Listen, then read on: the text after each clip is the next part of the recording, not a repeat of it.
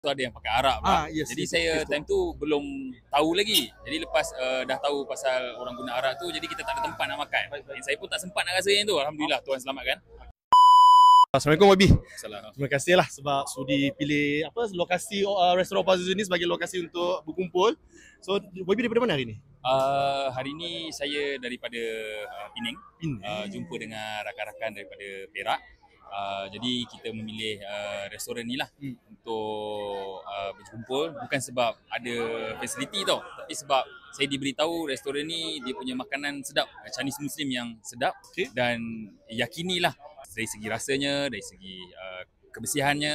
Jadi saya ucapkan terima kasih banyak-banyak kerana sudi menerima saya dan rakan-rakan yang berada di seluruh Malaysia ni untuk sama-sama. Dan insyaAllah, sebenarnya saya dah lama sebenarnya. Selalu sejak yang video viral orang masak guna arang.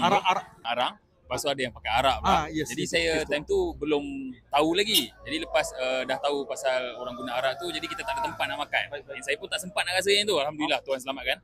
Jadi kat sini juga sebenarnya saya dapat rasa. Jadi pada rakan-rakan, kalau pada mereka yang nak cari makanan Chinese Muslim yang viral tu, yang halal, insyaAllah datang ke restoran Oppa Zuzu. So rasanya tak mengecewakan lah? Tak, Alhamdulillah.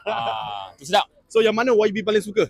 Saya suka yang claypot. Nasi ayam claypot. Alhamdulillah. So next time kalau YB datang Ipoh lagi, adakah YB akan singgah, akan bawa lagi pemuda-pemuda InsyaAllah saya akan rasa. Saya akan makan. Saya akan bawa. So thank you YB. Semoga YB pun dimurahkan rezeki InsyaAllah. selalu. Sama. Dimurahkan rezeki bersama YB. Beri kesihatan. InsyaAllah sama juga. Betul. Itu kalau tak sihat insya. Bye. Thank you YB. Okay, bye.